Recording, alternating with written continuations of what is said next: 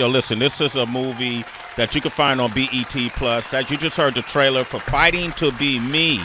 And this is a story about a person who really came to fame in my hometown of Oakland, California. Town business. In the early 90s. Yay. And this was a man who, or a woman who dealt with coming up in a community, dealing with identity issues and coming into her own and coming out as being gay, at the same time entering an underworld of scams, frauds, drugs, credit card scams, jail, so on and so forth, based on a true story about the person named Duin Curry, right? And my sister called me and said, hey, you going to be in L.A.?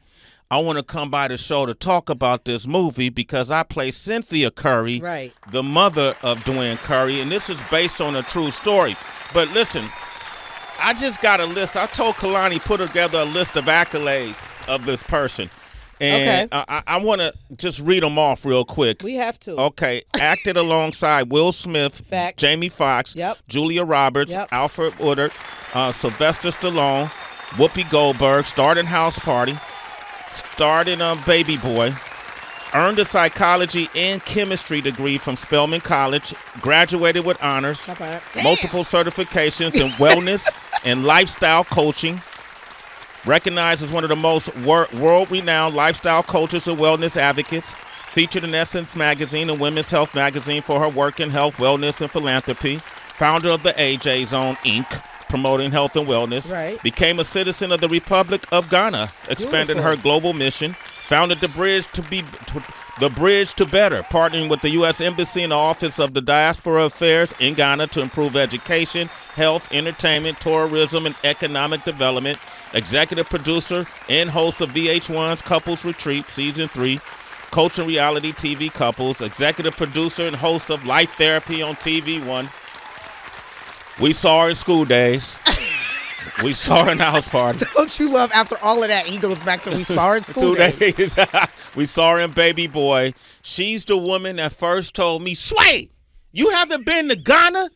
Some of us have to go. Mm-hmm. And what it does for your life, it does for your life. What did it do for your life? Oh, my goodness. I mean, first of all, it taught me who I am as an African who's living in this country. It taught me the true meaning of our names had we been born and raised in Africa that we don't have as Americans, which is why I use Aquia. In West Africa, it means I was born on a Wednesday. And that's valuable because when you meet other Africans and you say your African name, they say, oh, I'm born on Wednesday, or I am too. And even males born on Wednesday, you connect with differently. Yep. And so, you know, we hear, at least I heard a lot about, oh, your name tells the navigation of where you're from in Africa.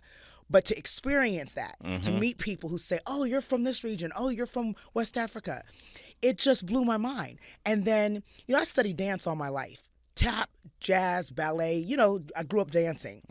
And I could not stand taking Ottawa class. That was the form of African dance. Don't know why. Started dancing when I was 4. When I stepped off the plane in 2019, the dancers at the airport were dancing the same form. Wow. And when I tell you, it showed me I was home and that my whole life had geared me to go on to Africa. Wow, I love this. Aquia. So help me understand what I was feeling, because I try to explain it. Yeah. Right? And salute to Chance, the rapper, and his family. They're the people who invited me. They took care of my trip, Aquia. Well, you know what? I'm not going to do that. So, oh wow. See, I'm here for this way. So I love that your brother Chance hooked you up. I tried to throw that in because, you know, I mean, not that I don't want to. Yeah. Chance was in a different position. No. To do that. And again, listen, I'm doing my part. I'm creating retreats. Yeah. I'm inviting people over. But I really do want to find sponsorship that we can actually do that. Okay. And just take 20 people over at a time. Okay, I love that. But one of the things, someone I was explaining to my daughter, she said, how did you feel? And I told her, when I say this, don't take it the wrong way, but I felt more than black, right? I didn't feel like that construct, which is a limiting construct in my opinion. I didn't wear that shackle anymore. when I landed, right? And what is that feeling? Because you're not black there. Mm-hmm. You don't have to prove who you are there. You don't have to try to stand out or try to matter or you don't have to try. Yeah. Because you just are. We're royalty. Mm-hmm. When you're there, you just are. You just are. I was seeing sisters, beautiful fabrics, beautiful jewelry, capes draping the ground. And I would say, excuse me, where are you going? And they would look at me and say, anywhere, sister. Anywhere. Ooh. And I was like, that's who we are. That's who we are. And so, I just decided to start wearing internally and externally, right? Mm-hmm. Inside and outside, who we are. And I think that's what you went through. You started to learn who we are. We're not taught that here in school, in conversation. Right. We're not taught all that. Yeah. You have to go over and experience it. You got to go over and experience it. In the time I was there, that was the most transformative trip that I ever taken. And all I could do is think of you because we didn't get to connect when I was there. Yeah, we didn't. We didn't not connect. We were both so busy. Yeah. But I was checking on you. Yeah. I was talking to my sources and my resources, saying, "Where's he at? Where's he at? What's he doing? Yeah. Has he been to the slave dungeons? Yep. What's happening? Call me when he's there. Make sure he's cool." Yeah. So we weren't connected physically, but for sure on the soil, spirit to spirit. And every time I see you, I'm going to thank you because if it were not for you, I might not. Because even with Chance, I didn't just immediately say yes. Because Really? it was the week of that he asked would I go. And I was like, I can't remember that. I can't. And we just got back from holiday break. Yeah. Yeah. And I can't just go and do. I came up with every excuse in the book until one day I said, yes.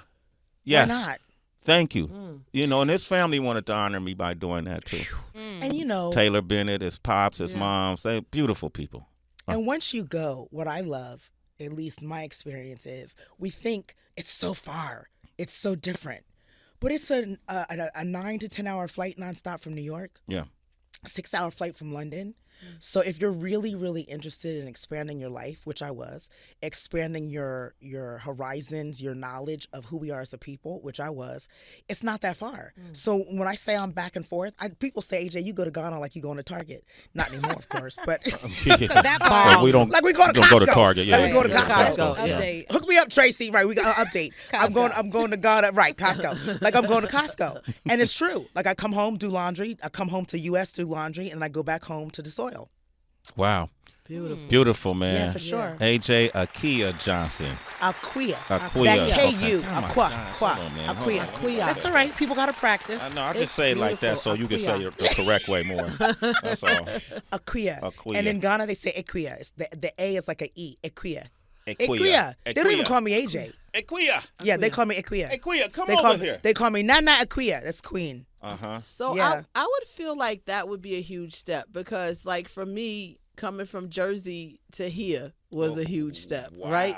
No, it was. Like, Jersey to LA. It was That's a huge great step. comparison. It was a big move. Like, it was a move. I had to find a place. I had to do this. I have to get accustomed, time change, all the things, right? But you're in a different country. How did you find where to live? Was that all a feeling? We were talking about decision making earlier today in our process, and I was sharing with Sway and the team. I base my decision making on feeling. Like it has to feel good. Even if I don't understand the how, I say God is my how. Yes. It will get done, but at least I feel like I'm supposed to be at a place or do a certain thing. How did you feel or find your way where you should settle there? The same thing you just said. Like, I don't even know if I'm literally settled there in the space where I am because I'm still exploring. Okay. It's still so new.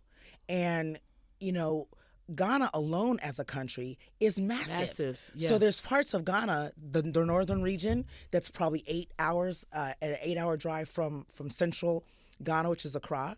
I've never even been before, but that's where the elephants are, and that's where a whole different level of nature is. So I hope to go this year. Okay. Most of my time has been working in Ghana and going back and forth with my retreats. So I haven't in Accra. So I haven't necessarily been out yet. Okay. But even going to Senegal, going to Cote d'Ivoire, other countries, the countries are so massive that I'm just like, once my plane lands, I'm going where God tells me to go. Amen. And so I get the devotion all the time, go where I send you. And so I've started to trust that.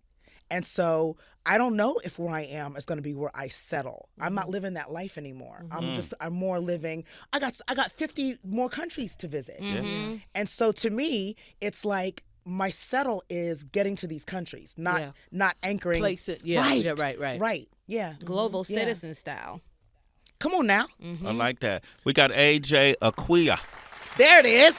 Johnson is up in here. All right, we're gonna talk about the movie Fighting to Be Me in a moment, but we gotta, keep building. Tracy G, I know you want to jump in from New York City. Yeah, I absolutely do, and I have two things because I want to stay in Ghana. I'm wondering, AJ, have you experienced any of your fair-skinned friends, so to say, going to Ghana, or would you recommend to a white person that they go as well? And would that pitch be different than how you communicate with us? I mean, to be quite honest, I'm not interested. I'm not interested in that pitch. I'm not interested in their experience there. I've met some people, primarily from Europe, when they're there, and I speak with them, and interestingly enough, I see them at the slave dungeons. And that's where I mostly have the conversations and say, so how do you feel here? Is there anything new you're learning? And a lot of times they're in tears. A lot of times they're very quiet because, again, not only for us, but for them as well. It's a history lesson none of us are taught, that you only learn when you are there.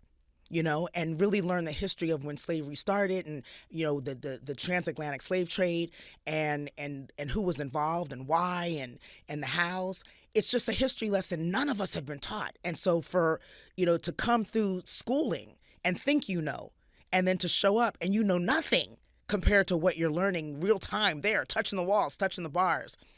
I just feel like our light-skinned friends, as you said, they've got to be interested enough to go. Just like we have to be interested enough to go. And whatever pulls them there is their education and experience. And I just love not having to be black, as you said, right? I just love going, Tracy, and not having to worry about, when a cop pulls me over, what's going to happen. Right. I like, being served by us at restaurants. I love going to the gym and it's nothing but us working on ourselves. I just love the African of it. And not having to think about I'm black versus not. Yeah, it just it's a vibe for me. 888-742-3345 if you're vibing it too. Tracy, go ahead. Yeah, so Fighting to Be Me, and AJ, thank you so much for the wealth of knowledge that you're giving us and your ability to bounce around so many different topics with so much dexterity and generosity and just knowledge. In Fighting to Be Me, with it's centered on a transgender woman, and it just has me thinking about transitions and identity. And this is not solely a dialogue, amongst those in the LGBTQI plus community, right? Facts. We are all transitioning, evolving, making decisions currently that service us, to who we are, that may have been different to who we once were and maybe different to who we're going to become. For you right now, AJ, do you feel like you're still collecting pieces of yourself, or do you feel like you've reached wholeness? Whoa, what a nice question. My God. Hey, man, come on, Trace. Give it up for that one there, Right. Kaya. Give that applause. Right. Jesus, my God. I mean, I got to go back a little bit because what you said is so powerful in the fact that we're all in transformation. And that's one of the reasons why I was attracted to this project. I mean, Duin herself was like, AJ, there's nobody else to play my mom. You have to do it. You have to do it. You have to do it. And so that was a big part of me saying yes. But the other part is what you just said. I'm constantly in transformation. I'm constantly using the hashtag on IG, a woman with global options, because I love that my life is global. I love that I seek it to be global, from the people, the friends, the languages I speak, the food I eat, the music I listen to. We put ourselves in a box that we don't have to live in. And so when I realized that I could step outside that box whenever I wanted to and prioritize, and people said, well, you're back and forth, who's paying for that? And I said, well, first of all, no, it's not no man in Africa paying for me to go back and forth. Sometimes, but not always. Okay. That's another question, right? That's another question. But really, when I started to prioritize my globalness, I started to, put my red bottoms in consignment, my Hermes bags on consignment. I started to downsize the material side of my life to afford the flights because I started saying, which is really more important. And I was telling Kalani, this really hit me in pandemic because I wasn't wearing my red bottoms. I wasn't going to wear to carry my Hermes. Come on. But I could get on a flight and leave the country and change my life. And that's when this really started for me. I really started to see I am living in a box by thinking that the boundaries of my life start and stop in America. And so you're right, with Fighting to Be Me, I just felt like this was an extension of me supporting those people who decide transformation is something within their soul. Amen. And again, like you're saying, it could be within us, it can be gender, it can be trans community, and that's why for me, it's part of our culture. Yeah. So because I've learned, and it's interesting, I really got this confirmed doing Baby Boy, that my work on screen is for sure a testament to the culture.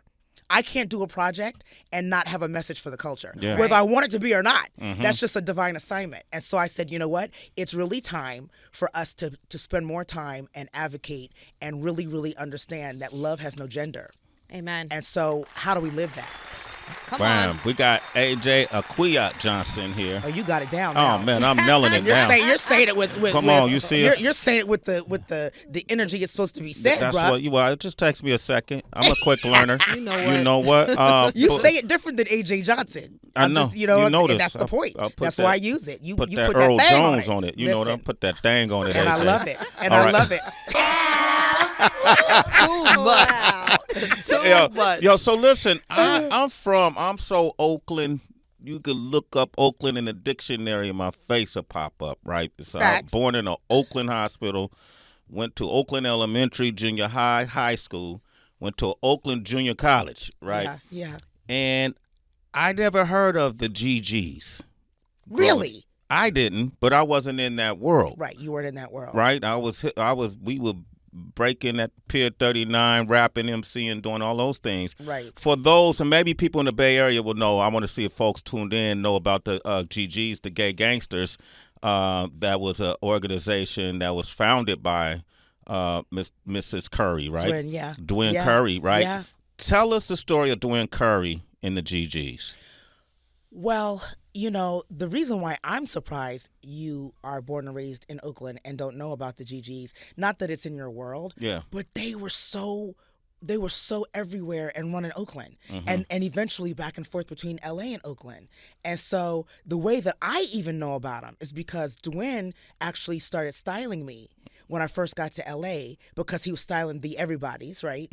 And I started to see where, how we talk about the God feeling. Something wasn't feeling quite right. Like, styling's great, and I get it, but you driving drop-top Bentleys, and we're talking this is early 90s, right? You've got diamonds and Chanel and Gucci every day, sweatsuits. I mean, and I was like, I know you got a hair salon and in your styling, but DB, one of the actors that plays my brother and her uncle in it says in one of the scenes, I know you're doing good, but you ain't doing that good in the salon. There's something else going on. That's how I heard about them. And Duin at the helm basically said, I love what money's doing in my life. I love to be able to take care of my family. I love to be able to take care of my friends. And so he pulled in a lot of his gay friends at the time. This was before she was trans. She pulled in a lot of the gay family that she found in Oakland, because she actually came to Oakland from Detroit to really get into rehab and With her uncle. with her uncle, right? Yeah. At the begging of her mom, Cynthia, who I play, but also she just came to Oakland to straighten up. And the straighten up was no more drugs, but it got into the credit card fraud. And that's where the Gay Gangsters came in. Wow. They were running it. They were running it. And, back in that day, it was the All-Star Game. It was the Grammy Awards. It was the Vibe Awards. It was, and you had to be there. You had to be And there. so a lot of us had to be there and didn't have airplane fare or hotel. Well, the Gay Gangsters was hooking folks up. If you're in the Bay, you're from Oakland, you know about the Gay Gangs. I'm surprised Lord Rabin called it. The GGs, 888-742-3345. There was a scene in this movie. And also I want to appeal to parents who at some point in your child's life had to discuss, their identity, their sexual identity. Come on. Yeah. And if you're a parent who live with a child that I identified as gay or otherwise, and I want to know what that conversation was like, because as a parent, you never know. I anticipated maybe one day my daughter might say, I don't know what direction she may fall, what she may have been going into. Right. I couldn't read anything. She's heterosexual, but growing up in this day and age, I anticipated that conversation possibly and how I would respond. I knew I would respond with love. You had to play the mother of Duin Curry.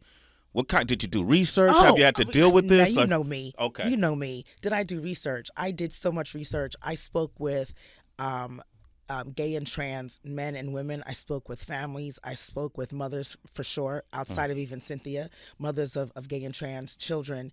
And not only is it interesting to hear the family dynamic when that's discovered in the family, but even in the 90s.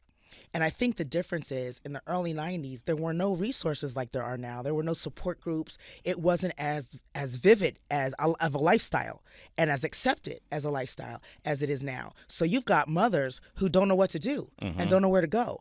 And it's interesting because a lot of the mothers separately said the same thing. A lot of times they were led by fear of safety for their children. At that time, a lot of gay and transgender were being killed on the street. I talked to some women in Chicago, some mothers, that lost children being set afire, in the street. And so in the 90s, it was very different. And so there was a lot of fear. There was a lot of anger, a lot of guilt. A lot of the mothers told me that they felt like a lot of guilt. What did I do wrong? That, that this is going this direction. And then even in terms of speaking with the gay and trans community, including Duin, I found a lot of people talk about, I really just wanted to be accepted and loved. And that's what I was after. In Duin's story, these gay gangsters, they became his family in Oakland. And so the love turned them into this posse. There's a line in the movie where Duin says, the love and adoration we shared became more important than the fact that we realized we were stealing.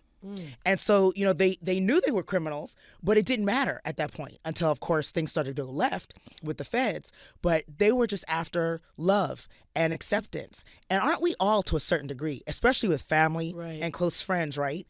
And so if those of us who have it, and I'm one of the ones blessed to have had it from my family, I don't know that life of growing up in a family where you're constantly fighting to be accepted or fighting to be heard or to just, even if not being understood, accepted. And so even playing Cynthia, playing that dynamic of anger and frustration and hurt and love, but still angry, but still fearful. It was like there were so many different colors to her emotion. Once I finished my research, that I just said, every scene I've got to figure out what is this about? What emotional level is this about?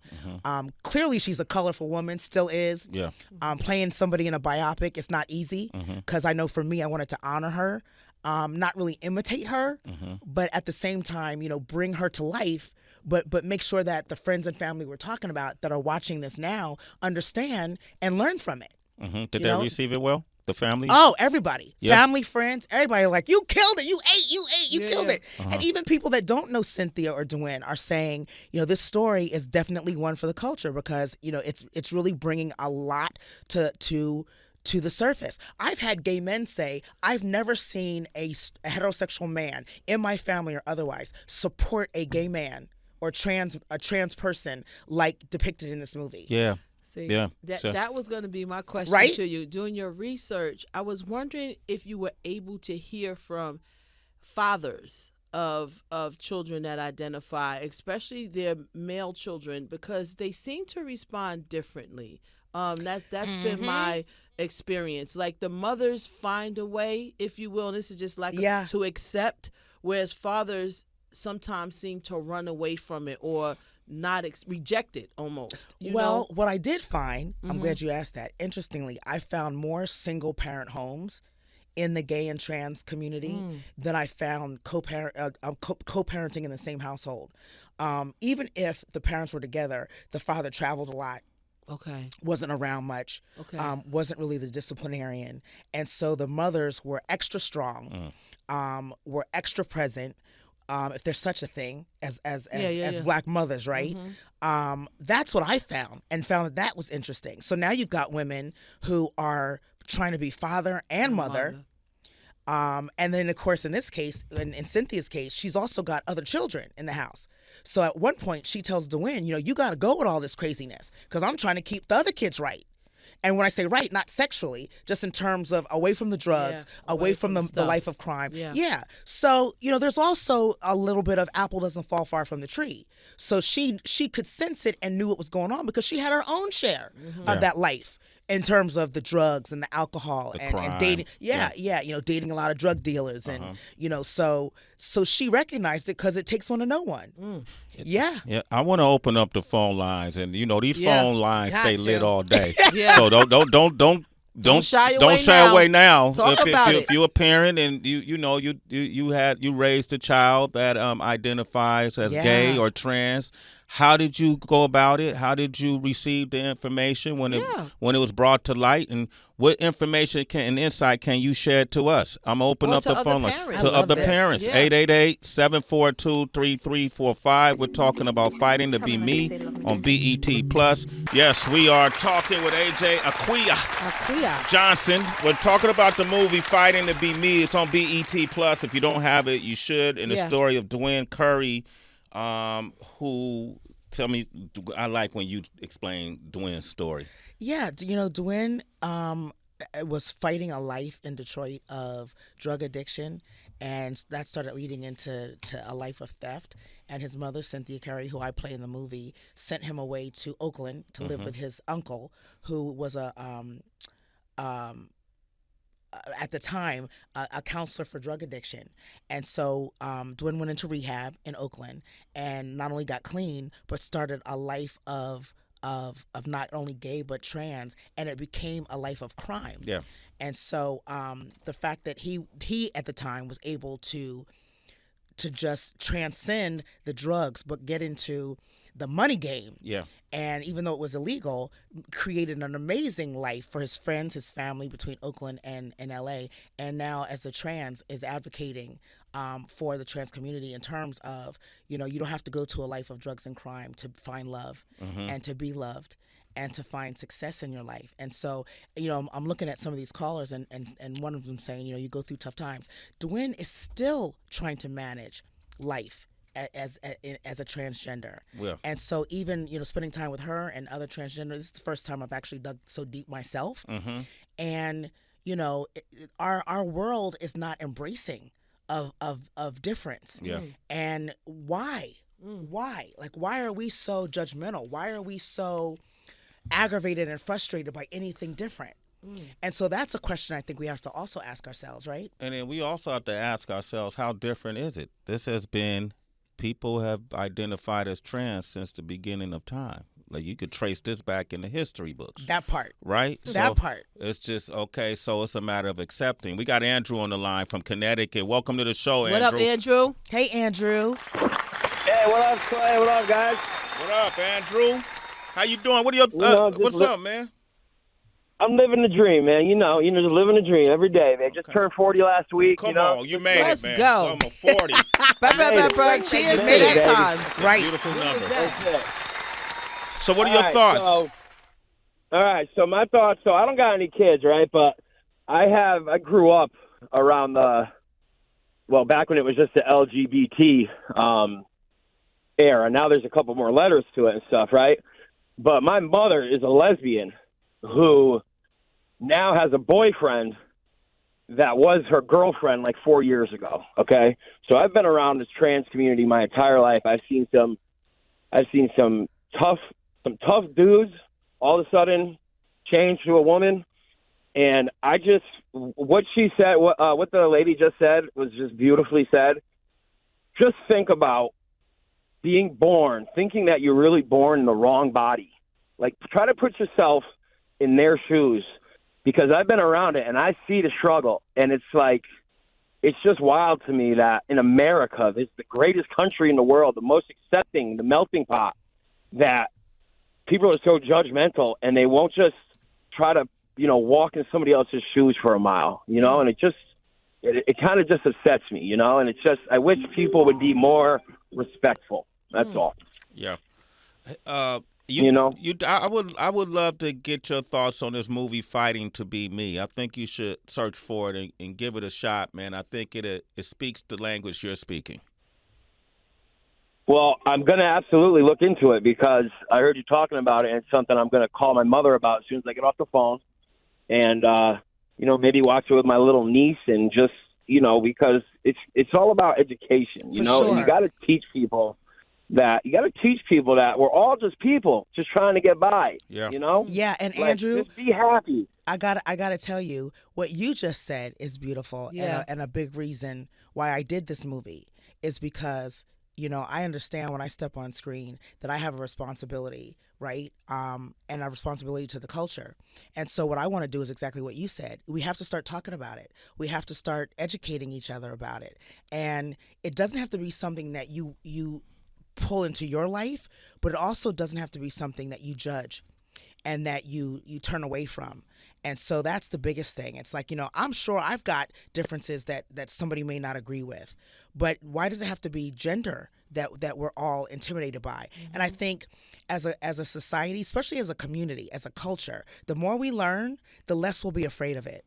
And that's my biggest thing. The more you learn, the more you speak with transgender, the more you're around transgender and gay as well, the more you'll learn there's a soul in there that's beautiful and that you may connect with. It has nothing to do with who they sleep with or are attracted to or how they present, but what's the soul? What's happening in the soul on the inside? And if more of us dealt with that, I think there'd be less judgment. Absolutely. Andrew, thank you for your call. You're a citizen, Andrew. Sway in the morning. Love to your family. We got Rick in Kansas City on the line. Rick, tell What us up, your story, Rick. What up, Sway? How y'all doing? First time caller, Wait, hold on. Let me get that. First time caller. Hey, You got it, Rick. welcome to Thank the you, Cypher, thank you. Rick. Tell us Hey, your I appreciate- story. Go ahead. I appreciate you, Sway. Thank you. Heather B, I love y'all. I love hey, you listen, too. listen, man. This was a touchy subject. This is something that I kind of had to even know many friends and stuff like that. Wait, Rick.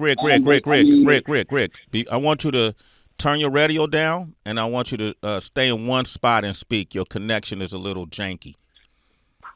All right, now go. Kalani kind of mentioned that. My bad. Okay, stay in one spot. That sounds great. Go. Well, this is like a touchy subject. This is something that I didn't really. Most of my friends don't even know this kind of stuff. Wait, hold on, It Rick. wasn't nothing that I was hiding. One more thing. Are you on speakerphone, Rick? Nah, you was on. What was that, Rick? Because Bluetooth? I want to hear you, Rick. That's why I'm Yeah. correct. That's why I'm making sure we pulling back the curtain. Talk to me, Rick. Sway. There you go. There you go. Okay, go for it. There we go. All right, I'm sorry. All right, well, I mean, this is a touchy subject, like I was saying before. This was something that I haven't told my friends or anything like that. It wasn't nothing that I was hiding either, but I've been raising my son since he was 3 years old. He is 16 years old now. He identifies as gay. And it wasn't hard to me at first, but it was just a process. It was, cause you, like I was telling Lonnie, you go from putting them in sports and, just thinking you have a regular kid, and not saying that the person that identifies as gay is not a regular kid, but it was kind of, I don't know, it was a process. And when he finally came out to him, I just told him, now you can be who you are. Amen. You don't have to hide who you are. You can be exactly who you are. So Right. I feel like sometimes when you're putting that burden on them, they can't be who they are. They can't blossom. You know what I mean? And for a person that's going through this, I just say, love your kid. Mhm. Don't stop loving your kid. Don't turn your back on your kid, because that's what they are. Rick, I got a quick question while you're talking about that. Was it always that for you, or did you have to grow and flow in the space of, reminding yourself you're giving your son the freedom to be his full self? Have you always felt that, or did I've you? always been like that. Okay. I've always been like that because, that's my son. I love him. I love him to death. Right. And Right. I loved him since he came out. So why would I change on him just because he identifies as that? Right. Now, one last question. You said that you didn't discuss this or you haven't discussed this with your friends. No, I haven't. Why? But I'm not ashamed. It's not like nothing I'm ashamed of. I've talked to one friend about it, but I mean, it's just something that just never came up. It's just something that, like, I just, I don't know. It's just something that it just never came up. I mean, it's not like I'm scared to talk to them about it because I'm not ashamed of it. Right. Because one thing about it, they're going to be who they are, regardless. Right. No, I ask that because, again, if our culture and community is striving to be more accepting, then we have to educate, right? So if it's not, Yes, ma'am. if it's not a big deal, then your friends, if they love you, they'll accept you and your son's situation, and your son will become even more comfortable around the people that you deem special because you're calling them friends. So that's the thing, the sense of community. In this movie, I don't know if you've seen it, but I hope you do tune in. BET Plus. I will. Fighting to on me. Please. I think you'll enjoy it. Number one, but I also think there's some lessons in it. But Duin actually turned to crime and in this space because he at the time, of course, now trans, but he didn't have the support as a gay man until he moved in with his uncle in Oakland. And by that time, he was, early 20s, I believe. So that's why I'm asking in terms of saying, you may not know how much the support really matters, but it really does. And I think, Rick, you may be surprised about some of your friends who may be going through the same thing, right, and have not been able to find a friend to talk about it. That's true. And then the third leg of that is your friends probably already know. Well, that too. Yeah. And they're staying quiet because you're quiet. Right. I mean, you're right, Sway. I mean, like I said, my friend, we have a tight relationship. It's just something that just never came up. It's not like I swear, I'm not ashamed or I'm not scared to tell them. It's just something that just never has came up. And like Sway said, they probably already know. Man, and I'm glad you rock with us and tune into our show. Yep. All right, I appreciate you, Every Rick. day, man. Thank you Every for day. sharing Hey, one that, more man. thing, Sway. Yes. One more thing, Sway. Yes. One more thing. I know you. One more thing. Yes. Kansas City got something to say on this beats and bars. Okay, we coming to Kansas City, bro. Yeah. We do a competition show called Beats and Bars, and we got a $250,000 cash prize, $125 for the rapper. Get up on my Beats and Bars. Come on, I know you got. I'm sleeping. Kansas City got something to say. Okay, we'll be there. Leave it at that. $250,000. AJ, let me get You hating on the Chiefs all the time. Nah, man, come on, man. Hey, just the Chiefs. Hey, look. I know you did all that with Tech Nine and all that, and I respect that. I love it. Okay. You know what I mean? No, I got. Kansas City got something to say. And I got KC said. roots. Yeah, I know what Outkast said. You said it 10 times. To say something that Kansas City got to say, not know what? ATL. All right, Rick, you a citizen, man. Sway in the morning. God bless. Hold up, Lord Rab. He must have heard me say his name from No Vultures podcast, straight out of Oakland. Rab, welcome to the show. Hey man, the bat signal was in the air. I heard no vultures and popped up out my sleep. What up with it, Rab? Number one podcast in Northern California. Great, Rab. You got to get AJ on your show too. Yeah, man. Definitely. And I wanted to say this. I had got a call last week from my man Will. He's from out here, but he's in Atlanta now. And he was talking all about this show and this movie. And he talked about the win. And he said, man, the whole cast need to go on Sway. And I wake up and this morning it's already happening. So this is a beautiful thing. Yeah, we're all over the place. I think Duin's in New York today. I'm here. I was in New York last week. We bouncing all over the place. That's what's up. Rab, were you familiar with the GGs back in the 90s? Well, not this particular group, but I was a group of boosters that I used to buy my clothes from that I was familiar with. That's them. And like you said, not maybe the same people, but the same group. Same group, okay. Same group. And what's so crazy is, we were never like open to that until it was something for us in the community, right? And so when we was getting something out of it, we accepted it. But when that wasn't happening and people were, down talking them and talking bad to them, I mean, times have changed now. You got people like Lil Nas X and, people who dress kind of feminine. We don't know if they're necessarily from that community, but they blur the lines. Yes. But back in the day, it was so hardcore. Everybody was, and I think the people that went the hardest on those people probably, had some secrets. Right. Mm-hmm. Right. Right. Yeah. You know, something you just said is deep, and we can talk about it even further when I come to hang out with you. But, you know, if you think about it, when we don't understand something, it makes us uncomfortable. Yeah. And so when you say that people blur the lines, that's not necessarily something I understand, but it also is not something I judge. If that's your thing, you want to carry a purse bigger than mine to the NBA, then that's your okay. I mean, I it makes me want to dig deeper into what is that? What's happening? I don't judge it. I just get curious about it. It's not my thing, but I'm just curious about it to learn who you are more, right? It's not that I have to go negative. It's not like you can't still love a person. Right? Yeah. And that's what we lack sometimes is compassion and love. Yeah. You know, like you said, Rab would never carry a purse bigger than yours. Never. Rab just got his shit in his pocket. Never. You Right. know, but you can still love. Exactly. You know, right? Exactly. Rab, man, I appreciate you, man. No Vultures podcast, AJ Johnson. I'll make that connection when you're going up to the Oak, when you're going to the Bay. I'm already claiming. I'll see you soon. Okay. Say one more thing. Yes. I want to say one more thing, AJ. I can't. Every time you take a picture, I wonder how does this lady keep her body like that and her arms look. Angela Bassett arms ain't got nothing on yours. Okay. Well, listen, Angela and I share our arm formulas, so we in this thing together, right? It's not either or, it's together. Okay. It's lifestyle, bruh. It's lifestyle. And I'm gonna say this: I can tell you that the food in this country is poison. Yes. And so, living so much in Africa, a lot of my situation and my better health is from Africa. The food, you say the food in this country is poison. Yeah.